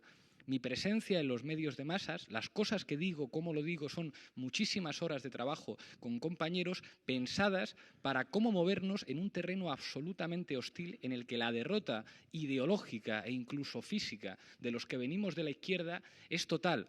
Estuvimos en América Latina y mirábamos y es como, ¿cómo hicieron aquí para ganar? Y aquí está el secreto. pensamos que hemos dado con la fórmula mágica para ganar. Vaya idiota, estaréis pensando que viene aquí a decir cómo vamos a ganar. La primera cuestión es no tener miedo, y no tener miedo a tus propios compañeros. En todos los debates en los que intervengo me reúno con los compas de Podemos y hay una discusión continua. Pablo, ¿vas a hablar para la izquierda o vas a hablar para la gente? Y cuando planteábamos el debate de hoy, teníamos claro, hoy va a ser un debate con gente de izquierdas. Podrías diseñar 3 o 4 cositas que le van a encantar a todo el mundo, te van a aplaudir, incluso como tú no manejas mal lo de la comunicación, puedes ir subiendo el tono y terminar hacia abajo, de manera que el aplauso casi llega sin que la gente haya escuchado lo que has dicho, simplemente por la tonalidad emocional. Y claro, yo sé que todos los militantes de izquierdas quieren la unidad de la izquierda, si es que está muy bien. Partiendo de una premisa que le encanta a nuestros enemigos. Si todas las organizaciones políticas de la izquierda están unidas, entonces podemos ganar a estos sinvergüenzas que están mandando. Están encantados Rubalcaba y Rajoy de que pensemos así, porque saben perfectamente que el límite de eso es un 15, un 20% de los votos. Que se dediquen a eso, que hagan sopas de letras, que hagan lo que quieran, no pueden ganar así. El otro día publiqué, con toda la mala leche del mundo, para que los compañeros de la izquierda entendieran esto, una carta que me emocionó y me hizo llorar a lágrima viva, de una mujer que estuvo en el acto en Gijón. Y me contaba que había sido militar y que era lesbiana y que dejó el ejército, pero no porque tuviera ningún problema con el ejército. Es más, me dijo, he encontrado más compañerismo y camaradería en el ejército que cuando me afilié a la UGT. Que el delegado de la UGT de mi trabajo era un golfo que estaba todo el rato de copas con el jefe y teníamos que cubrirle el tiempo que no trabajaba. Y me decía, mira, yo no sé si soy de izquierdas, no lo sé, pero lo que sí sé es que no soy de derechas y que estos sinvergüenzas, porque soy lesbiana y soy madre, parece que quieren insultar a mi hijo y decirle que le falta un padre, y no tengo trabajo porque me echaron de la empresa de seguridad en la que trabajaba, y tengo miedo de no poder comprarle material escolar a mi hijo y de no poder vivir modestamente con dignidad con mi pareja. Y además quiero decirte, Pablo, que el concepto de patria, fíjate, alguien de izquierdas hablando de patria, qué cosa tan fea, ¿no? Se supone que eso de, ya lo decía la Polla Records, ¿no? Un patriota, un idiota, vamos a regalarles ese concepto también a la derecha para que se emocionen ellos. Y me decía, ese concepto de patria que manejas en el ejército lo comparte mucha gente. Y me has emocionado y quiero decirte que en mi pueblo, yo vivo en un pueblo muy pequeñito, lo que queráis hacer. Y otro día me paró un policía por la calle que yo pensé que me iba a cachear, porque es la costumbre que tengo, pues de chaval que viene de la izquierda, con el pelo largo y pendiente, si te para un policía vestido de paisano es porque te va a meter la mano en los bolsillos, ¿no? Y no, era para decirme soy policía municipal y estoy de acuerdo con lo que usted dice. Y era la sensación de, hostias, si convencemos a esta gente, que esta gente es decente, que esta gente es de los nuestros, igual ganamos. Y yo quiero ganar, no quiero ser el 20%, no quiero ser el 15%. No quiero que mi máxima aspiración política sea arrancarle 3 consejerías al maldito Partido Socialista. No quiero ser una bisagra, quiero ganar. Y en un contexto de derrota ideológica total, en el que nos han insultado, en el que nos han criminalizado, en el que controlan todos los medios de comunicación, para ganar, la izquierda tiene que dejar de ser una religión y convertirse en un instrumento en manos de la gente, tiene que convertirse en pueblo. Hay mucha gente que me dice en la televisión, ¿por qué dices que lo que estás planteando de la auditoría pública de la deuda no es de izquierdas ni de derechas, sino que es el sentido común? Pues joder, porque si consigo que la gente entienda que hacer una auditoría pública de la deuda es de sentido común y va más allá de etiquetas, a lo mejor entonces podemos ganar.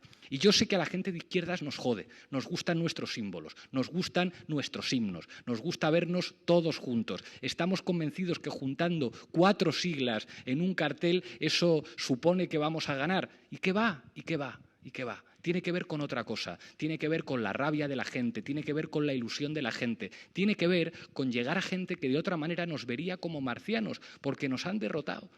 Alguien planteaba la cuestión de los medios de comunicación. Pues claro, si es que es imposible.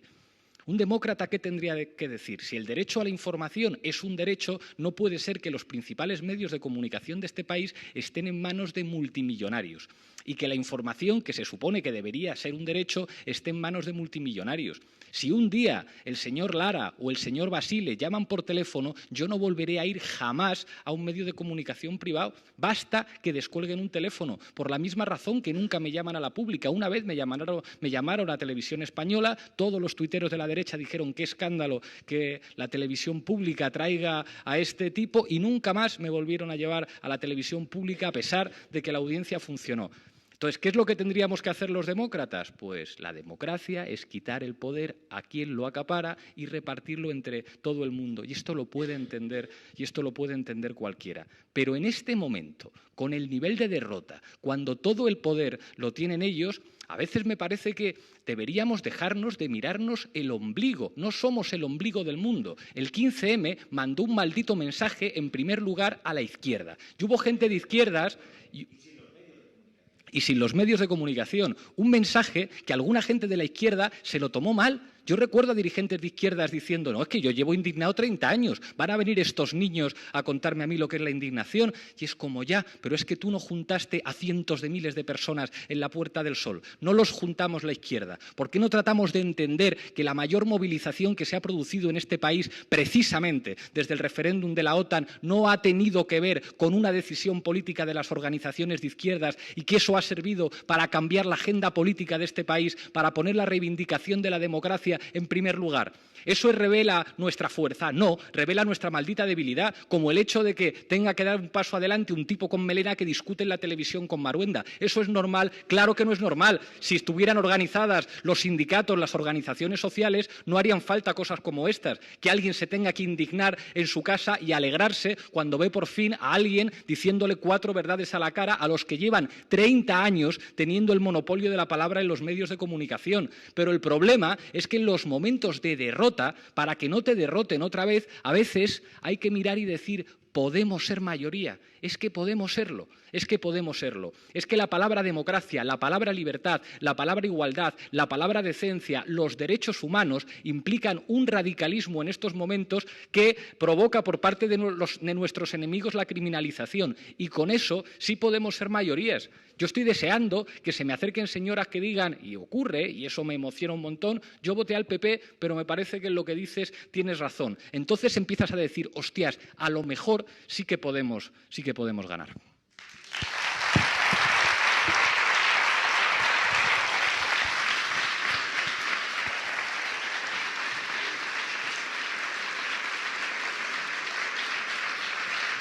A ver, solo tenemos 5 minutos.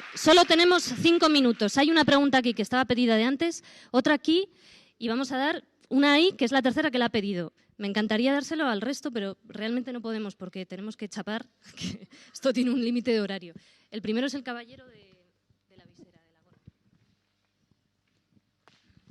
Gracias. Es una pregunta para Pablo. Has hablado de la emoción y de utilizar el elemento de la emoción como clave para una posible victoria, de apelar a las emociones.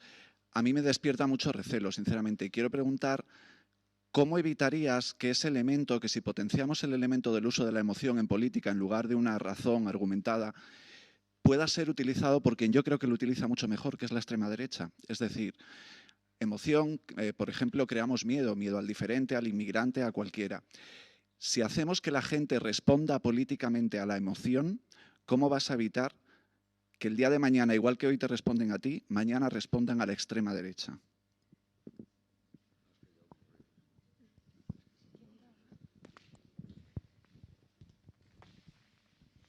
Hola, buenas noches. Mi pregunta va para los dos.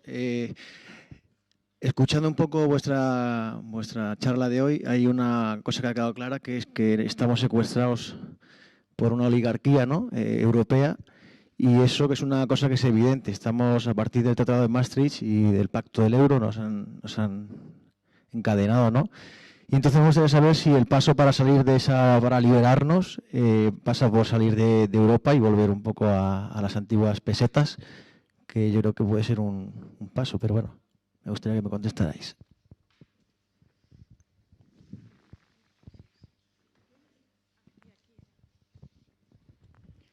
Bueno, creo que es un buen momento y es momento para inventar algo, ¿no?, en este país. La cosa es que a mí no me queda claro todavía cuál es el invento. ¿Cuál es el invento de Podemos o de... Sé que el partido X os han cedido la herramienta esa que tienen para que el pueblo tenga un voto permanente, ¿no? Diario. ¿Quién va a legislar? ¿Cuál es el problema de la democracia? ¿Cuál es? Muchas veces es que hay un grupo de personas que nos representan, la palabra representar, que están, bueno, el pueblo está en la calle y a ellos les entra por un oído y les sale por otro lo que el pueblo quiere, y luego a la hora de la verdad, lo que realmente cuenta, llega un papel, escriben y hacen una ley contraria a la que el pueblo está pidiendo. Entonces, mi pregunta ¿es momento ahora en España para que la gente empiece a legislar, para que sea el pueblo el que legisle, para que haya un grupo de personas que sean portavoces y rotativos? El 15M debatía, todos dábamos la opinión de a ver qué queremos inventar. Aquí veo un debate de dos personas que me parece muy bien que estéis en esto, pero ¿de qué estamos hablando?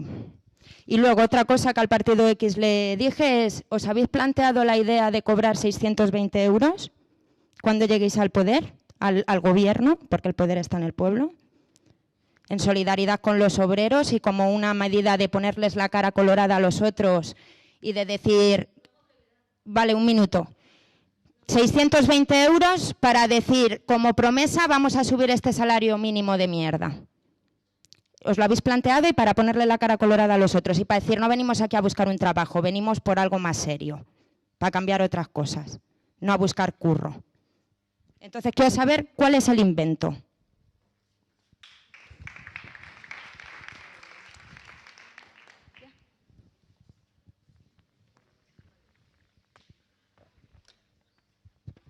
Tengo que ir rápido, ¿verdad? Vale. Fascismo, magnífica pregunta. Y el drama es que han sido nuestros enemigos en los últimos 100 años. En los momentos de excepcionalidad, cuáles eran las ventanas de oportunidades que se abrían y qué actores competían. El fascismo fue el mejor invento de los poderosos para defender una serie de intereses de clase. Pero como regalemos al fascismo la capacidad de emocionar, como les regalemos un factor político tan determinante como la pasión a la hora de hacer política, sabemos perfectamente cuál va a ser el resultado. Hay una lección terrible para todos los socialistas y es la capacidad movilizadora de la conciencia de clase cuando se tenía que enfrentar a la capacidad movilizadora de lo que representaba una nación. Y prueba de ello es que buena parte de las revoluciones socialistas se hicieron en nombre de la patria. Eso ocurrió en todos los países del tercer mundo y eso ocurrió también en Europa. Y es terrible, pero las revoluciones no las dirigen intelectuales, ni las dirige gente que pone en primer lugar el sentido común y la reflexión. Yo no le regalaría jamás al fascismo el monopolio en la capacidad de emocionar porque conozco la historia. Se planteaba la cuestión de las implicaciones de la salida del euro. Creo que Alberto podría contestar muchísimo mejor que yo a eso. Cobrar 620 euros. Yo no querría cobrar 620 euros, pero me parece un escándalo que un cargo público pueda cobrar 7.000 euros o 6.000 euros. Yo creo que un cargo público tiene que tener un salario digno, pero que en ningún caso puede superar 3 veces o 4 veces un salario... ¿Perdón? Eso es lo que a mí me parecería razonable, como cuando me contaban que los diputados europeos viajan en business. Me da exactamente igual que les salga más barato por la agencia de viajes. En política hay una cosa que se llama el decoro, y el decoro implica que un cargo público viaja en clase turista porque es simplemente inaceptable que viaje de otra manera. Y una última cosa, Alberto, que últimamente le meto en problemas cada vez que me preguntan, porque una vez dije que tendría que ser que sería el mejor candidato de Izquierda Unida. Entonces esto me lo preguntan muchas veces y yo sé que cada vez que me preguntan esto y yo lo digo, le estoy haciendo una putada enorme, porque además los periodistas son muy malvados y Y claro, ¿qué pasa? Que es que entonces Cayo Lara no sirve o Centella no sirve, ¿no? ¿No? Que es que no tiene nada que ver con eso. Yo expresé una opinión que creo que es de puro sentido común y creo que los que no estamos atados por una estructura de partido que nos impide quedar mal con alguien, pues podemos decir lo que nos da la gana. Pero eso no es porque me caiga bien o porque me parezca muy buen chico, es porque creo que Alberto tiene esa capacidad, y basta para escucharle, como para llegar a más del 15% y del 20%. Y eso es absolutamente crucial en política cuando de lo que se trata es de ganar. Y respondiendo a una pregunta que antes olvidé de responder sobre qué estaríamos dispuestos a renunciar, si es que no es un problema de una negociación, quien piense que se puede sentar con nosotros en un despacho y negociar unas listas, es decir, como a mí no me conocen, es decir, que es que eso no tiene nada que ver con eso. La negociación es crear un método que no es la solución definitiva para nada, vamos, como si las primarias fueran a resolver los problemas de un país, eso es una estupidez, o los problemas de la democracia, pero un mecanismo que sirva para ilusionar a la gente a partir de la participación y que entonces, que eso es lo que tiene que ver con que la gente legisle, la gente se empodere políticamente. El empoderamiento político de la gente no lo va a inventar nadie en un papelito en el que diga si es revocatorio, si cobras tanto, si haces tantas asambleas. Tiene que ver con el poder. La democracia es gamonal, la democracia son los barrenderos ganando una huelga, la democracia es la marea blanca consiguiendo que se vaya la Asqueti. Y eso no tiene que ver con el procedimiento y con el método, sino con el maldito poder. ¿Por qué sirve eventualmente unas elecciones para empoderar a la gente? Porque se puede cambiar el guión. Si de repente la gente ve que las elecciones no las tiene por qué ganar el Partido Popular o el Partido Socialista, eso puede generar un efecto de empoderamiento. Y a partir de ahí, lo único que decimos es utilicemos los instrumentos necesarios y que pueden servir para eso. No seamos prudentes. Claro que alguien puede decir, lo importante es el programa, no las personas. Y yo digo, eres un mentiroso que no sabes absolutamente nada de comunicación política. Todos los procesos de transformación en todos los países se han dotado de instrumentos de comunicación que tenían que ver con características personales de algunas individuas y de algunos individuos. Lo que dices es muy bonito, pero la política no funciona así, no funciona así. Y lo que estamos planteando es, utilicemos los instrumentos políticos que sirven para ganar.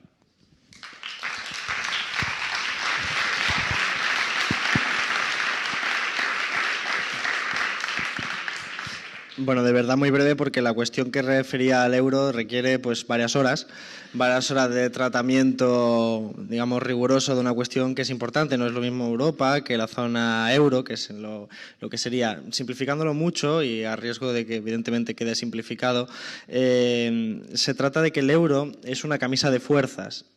El problema del capitalismo español, como decía al principio, está agotado, el modelo de crecimiento anterior ya no sirve, y ahora están buscando un modelo de crecimiento de ser más competitivo por la vía de bajar los salarios, lo que se llama técnicamente devaluación salarial. Esto es la única opción dentro de ese esquema ideológico, porque antes, que también existían los mismos problemas, con una moneda propia existía también la devaluación monetaria, que generaba el mismo efecto prácticamente en términos competitivos, pero por la vía de devaluar la moneda, lo cual convertía al país en más pobre, pero porque las importaciones se volvían más caras, pero en contraposición las exportaciones eran más baratas y eso empujaba el crecimiento económico.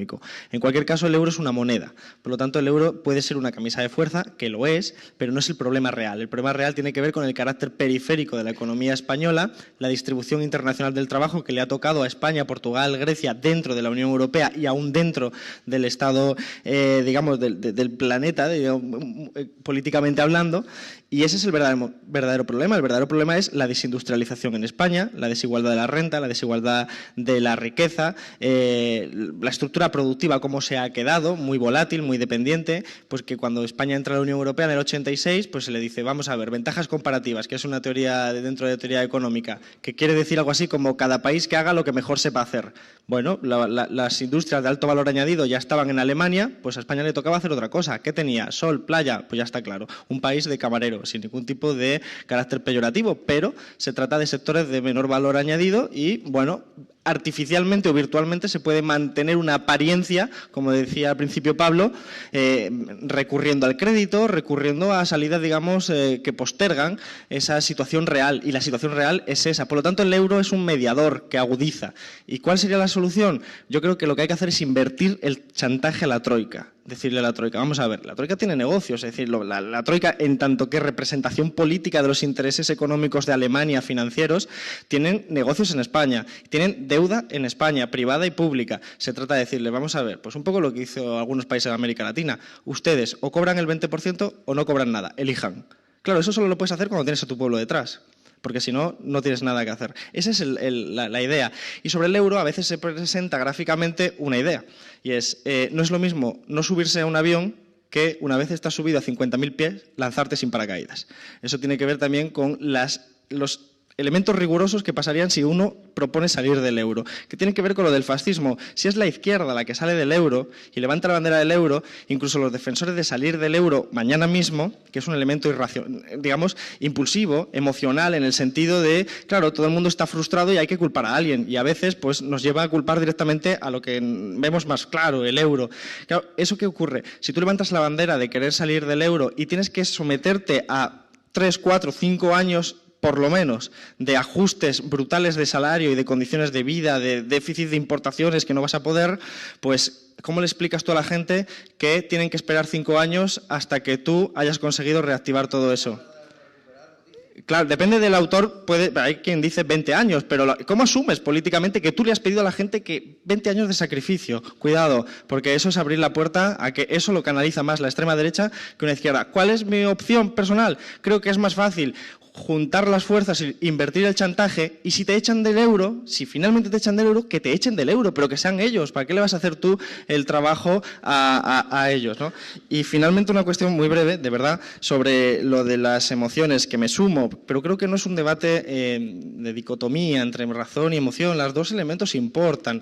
Yo lo que he visto por mi experiencia, y cualquiera de vosotros y vosotras que hayan estado en un desahucio, evitando un desahucio, habrá comprobado que cuando se produce un desahucio en un barrio popular, lo que viene es mucha gente, en principio, despolitizada. Viene por reacción impulsiva, emocional, porque considera injusto que se le quite la casa a una persona, a una familia, lo que sea, o porque somos su vecino, o porque son sus familiares. No tienen conocimientos de cultura política, no han leído a los grandes autores de la teoría política, pero saben qué es lo injusto en ese momento. Y entonces ahí es donde entra el dispositivo político de la izquierda que conciencia, que es, por ejemplo, la plataforma Afectados por la Hipoteca, que llega y no solo te ayuda a impedir el desahucio, sino que además te inserta esa sensación, esas emociones, en un compromiso político, en un discurso político, y te dice, es que esto no es solo un evento aislado, es que esto resulta que tiene que ver con algo que se llama la troika, que tiene que ver con el bipartidismo, y es el actor, el dispositivo que enciende las conciencias a partir de las sensaciones que la gente siente en la calle. Por eso creo que el hecho de que, y si fuera la plataforma Afectados por la Hipoteca, manifiesta que la gente consideró útil que a la propia plataforma. Mi objetivo es que Izquierda Unida sea ese instrumento, es decir, que pueda ser utilizado y entendido como ese instrumento que dispara las conciencias a partir de las emociones, pero pensándolo y construyendo un discurso político que obedece a la razón, porque obedece al rigor del análisis macroeconómico, el análisis amplio de los fenómenos políticos, y convencer a la gente de que su frustración es una frustración natural, pero que se puede explicar desde el lado político de conciencia de la izquierda, que siempre ha sido la heredera de la Ilustración, y por lo tanto la razón tiene que estar, a mi modo de ver, naturalmente acompañada por la emoción, pero acompañada, naturalmente. No se nos puede escapar ese convertir la emoción en un discurso y en un compromiso político, y es una tarea en la que estamos, es muy ambiciosa, pero bueno, algunos humildemente pues estamos intentando acometerlo. Nada más.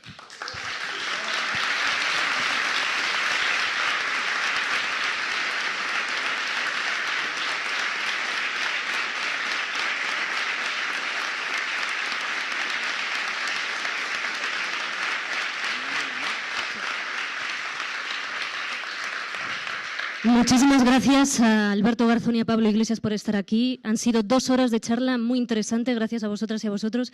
Va a despedir Juan Diego Boto. Bueno, te doy el micrófono. Como organizador.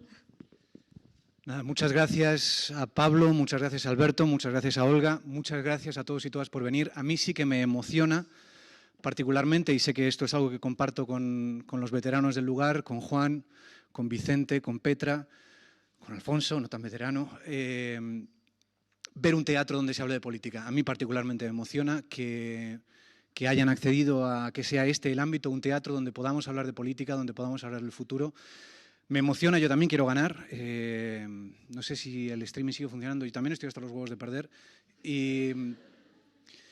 y me da la sensación, me llena de orgullo, compartir este escenario con gente que para mí despierta ilusión, o en cualquier caso a mí me despiertan ilusión, y que en paralelo o en algún momento, como se dice hoy en día, convergiendo, son capaces de construir esa sensación de que de una vez por todas, alguna vez quizá definitivamente, llegará el día en que se creará el marco para que de una maldita vez ganemos.